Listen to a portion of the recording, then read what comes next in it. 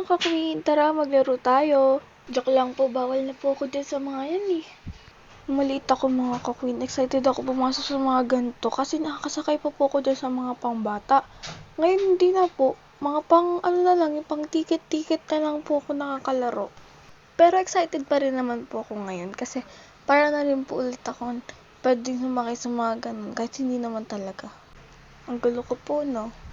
Ayan, napachismis pa nga po kami bago maglaro.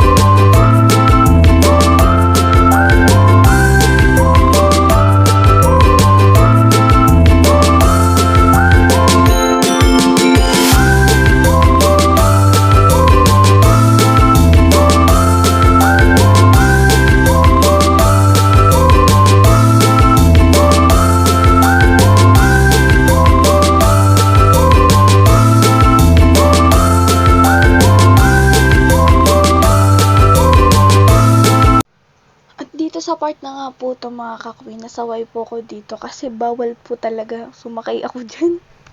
Mga ka-queen, tinry ko lang naman po.